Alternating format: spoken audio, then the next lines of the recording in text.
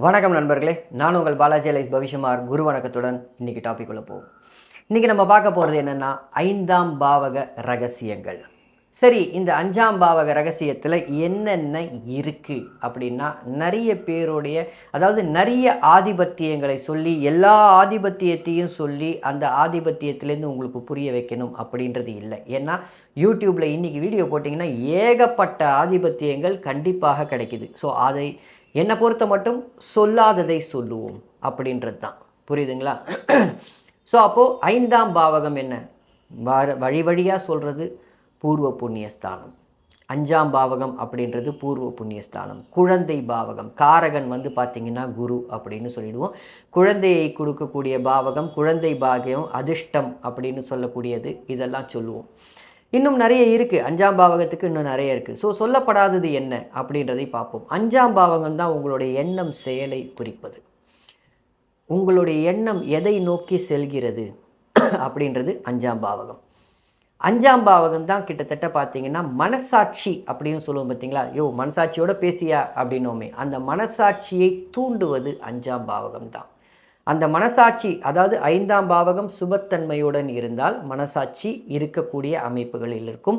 பாபத்தன்மையில் இருந்தால் மனசாட்சி மற்ற கிரகங்களை வைத்து எந்த கிரகம் உட்கார்ந்துட்டு இருக்குன்றதை பொறுத்து மனசாட்சியை சில சமயங்களில் கழட்டி வைக்கக்கூடிய அமைப்புகளுக்கு கொண்டு செல்வீங்க. ஸோ அப்போ எண்ணம் செயல்னு சொல்லிட்டேன். அப்போ அந்த எண்ணம் செயல்லேருந்து என்னென்ன வருது, காரகங்கள் அல்ல ஆதிபத்தியங்கள் என்னென்ன வருது அப்படின்னு பார்த்தீங்கன்னா, அதிர்ஷ்டம் இல்லையே அப்படின்னு சொல்கிறோம்ல, அது உங்களுடைய எண்ணம் செயல்லேருந்து வருது.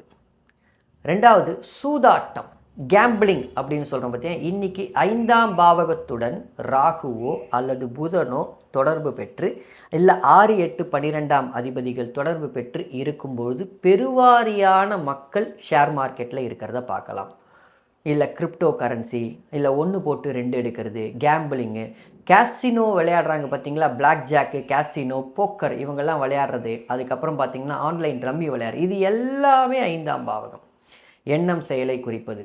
அதுக்கப்புறம் பார்த்தீங்கன்னா 5ஆம் பாவகத்தில் இருக்கக்கூடிய அடுத்த ஒரு நல்ல அமைப்பு என்னென்னா, ட்ரெடிஷ்னலாக இருக்காங்கன்னு சொல்லுவோம். தெரியுமா? கிட்டத்தட்ட ஒரு சில பேர் பார்த்தீங்கன்னா கதர் வேட்டி கதர் சட்டை தான் போட்டுட்ருப்பாங்க. அவங்க கதர் அமைப்புகளில் தான் இருப்பாங்க.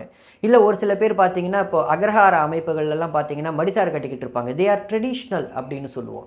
அவங்க ஆர்த்தடாக்ஸ் ட்ரெடிஷ்னல்னு சொல்லுவோம். பார்த்தீங்களா? இது எல்லாம் 5ஆம் பாவகத்துடைய அமைப்பு தான். அதுக்கப்புறம் உங்களுக்கு சுற்றி இருக்கக்கூடிய உறவுகள், நெய்பர்ஸ்னு சொல்லுவோமே, இது 5ஆம் பாவகம் தான். ஸோ இந்த மாதிரி 5ஆம் பாவகத்துடைய அமைப்புகள். ஸோ மனம் ஒரு விதத்தில் பார்த்தோன்னா மனதை இயக்கக்கூடியதும் 5ஆம் பாவகம், புத்தியை இயக்கக்கூடியதும் 5ஆம் பாவகம். புத்திக்காரகன் புதன் என்ற அடிப்படையில். ஸோ ஜடகாரத்தில் உங்களுக்கு புதன் வந்துடும். 5ஆம் பாவகத்தை புத்தியை குறிக்கக்கூடிய அமைப்புகள். ஸோ அப்போ அந்த 5ஆம் பாவகத்தில் புத்தியை வைத்து என்ன சொல்லலாம் அப்படின்னா, ஒரு குழந்தை ஆட்டிசமா இல்லை ஏடிஹெச்டியா அப்படின்னு பார்க்கறதுக்கு சர்வ நிச்சயமாக 5ஆம் பாவகத்தை தொட வேண்டும். சர்வ நிச்சயமாக. ஸோ அப்போ 5ஆம் பாவகத்தில் இருக்கக்கூடிய அமைப்புகள் இது பார்த்தீங்கன்னா, சில சமயத்தில் 5ஆம் பாவகத்தில் சனி, செவ்வாய், புதன் 3 பேரும் தொடர்பு கொண்டு 5ஆம் பாவகத்தில் இருந்திருக்க அந்த குழந்தை ஏடிஹெச்சாக இருக்கும். அட்டென்ஷன் டிஃபிஷியன்சி அப்படின்னு சொல்லுவோம். அட்டென்ஷன் டிஃபிஷியன்சி அப்படின்றது என்னென்னா ஹைப்பர் ஆக்டிவ் அப்படின்றது இன்னொரு பேரும் இருக்குது. ஸோ அப்போ அந்த 5ஆம் பாவகத்திற்கு வச்சே பல அமைப்புகள் எடுக்கலாம். அதில் இன்னொன்று பார்த்தீங்கன்னா, ஒரு பாவகத்தை வச்சே எதுவுமே சொல்ல முடியாது. ஸோ ஒரு ஏடிஹெச் இல்லை அட்டென்ஷன் டிஃபிஷியன்சி இல்லை ஆட்டிசம் அப்படின்றதுக்கு இன்னும் சற்று உள்ளே செல்ல வேண்டும். மற்ற பாவகங்கள் தொடர்பு வேண்டும், லக்னம் தொடர்பு வேண்டும், லக்னாதிபதி தொடர்பு வேண்டும், சந்திரன் தொடர்பு வேண்டும், நீங்கள் எல்லாத்தையும் போகணும். ஆனால் பெருவாரியாக 5ஆம் வீட்டில் சனி, புதன், செவ்வாய் இவர்கள் 3 பேரும் முக்கூட்டு கிரகம். இந்த முக்கூட்டு கிரகமும் தாக்குதல் பெறும்பொழுது 5ஆம் பாவகத்தில் 5ஆம் பாவக வீட்டுக்காரகனாகிய புதன் மற்றும் சனி, செவ்வாய் இவங்க 2 பேரும் தான் ஏடிஹெச் இருக்கும். ஸோ இந்த அமைப்புகளை நீங்கள் பெருவாரியாக குழந்தை உங்களுடைய ஜாதக குழந்தையில பார்க்கலாம். சனி பார்க்கலாம், செவ்வாய் பார்க்கலாம். 3 பேரும் சேர்ந்து அமர்ந்து இருக்கக்கூடிய அமைப்புகள் இருக்குது. பட் உடனே சனி செவ்வாயும் பார்த்துருச்சு, புதனும் பார்த்துருச்சு, என் குழந்தை ஏடிஹெச் இல்லையேன்னு சொல்லாதீங்க. புரியுதுங்களா? யானை கர்றம்னா குதிரைக்கு குர்றம்னு எடுக்கக்கூடாது. சனி செவ்வாய் புதனுடன் சேர்ந்து தொடர்பு பெற்று அங்கே இருக்க வேண்டும். ஒருவேளை புதன் வந்து 5ஆம் இடத்திலிருந்து சனி செவ்வாய் பார்க்குதா, இருக்கும். அட்டென்ஷன் டெஃபிஷியன்சி இருக்கும், அதில் எந்த மாற்று கருத்தும் கிடையாது. ஸோ இந்த மாதிரியாக ஒரு கிரகத்தை வைத்து கொண்டே அந்த வீட்டின் ஆதிபத்தியங்களை கொஞ்சம் தூண்டி எடுக்கலாம். ஓகே, ஸோ அப்போது ட்ரெடிஷன் நான் சொல்லிட்டேன், அதிர்ஷ்டம்னு சொல்லிட்டேன், மனம் எவ்வளவு அழகாக இருக்குது அப்படின்றதை 5ஆம் பாவகம் சுட்டி காமிக்கும். அதுக்கப்புறம் வந்து உங்களுக்கு கேம்பிளிங்னு சொல்லிட்டேன், உங்களுடைய சுற்றி இருக்கக்கூடிய உறவினர்கள்னு சொல்லிட்டேன். யாரெல்லாம் பக்கத்து வீட்டுக்காரன் சரியில்லைன்னு சொல்கிறீங்களோ அவங்களுக்கெல்லாம் பாருங்கள் 5ஆம் பாவகத்தோட சனி தொடர்பில் இருக்கும், கண்டிப்பாக இருக்கும். 5ஆம் பாவகம் அல்லது பாவகாதிபதியுடன் சனி தொடர்பில் இருக்கும். அப்போ தான் வந்து பக்கத்து வீட்டுக்காரன் சரியில்லை அப்படின்னு. ஆனால் உண்மையில் பக்கத்து வீட்டுக்காரன் சரியில்லை, இவர் தான் சரியில்லை, இவரோ அல்லது அந்த ஜாதகர் தான் சரியில்லை அப்படின்னு சொல்லுவேன். ஏன் அப்படின்னா அவங்களுடைய எதிர்பார்ப்பை இவங்களுடைய எதிர்பார்ப்புக்கு ஏற்ற மாதிரி இல்லை அப்படின்னு சொல்லிடலாம். ஸோ இந்த அமைப்புகள் இருக்கும். அந்த ஜாதகருக்கும் 5ஆம் பாவகம் பக்கத்து வீட்டுக்காரனுக்கும் 5ஆம் பாவகம் சரியில்லைன்னா நீங்கள் இங்கேருந்து தண்ணி எடுத்து போட்டிங்கன்னா அவர் சேத்தவாரி போடுவார். இவ்வளோதான் வித்தியாசம். புரியுதுங்களா? ஆக மொத்தத்தில் இங்கேயும் பார்க்கணும் அங்கேயும் பார்க்கணும்.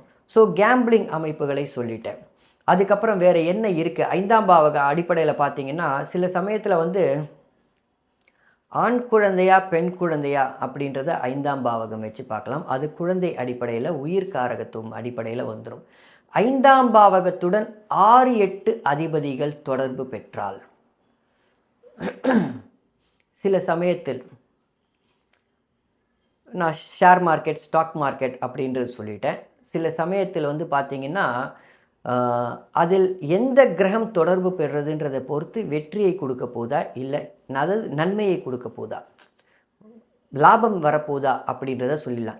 ஏன் அப்படின்னா 5க்கு 7 இருக்கிறது, 5ஆம் வீட்டுக்கு 7 இருக்கிறது 11ஆம் வீடு அப்படின்ற அடிப்படையில் அங்கிருந்து பார்க்கும்பொழுது லாபமாக இருக்கும். ஒருவேளை குரு 11ஆம் வீட்டிலிருந்து 5ஆம் வீட்டை பார்க்குறார், லாபங்கள் வரும்.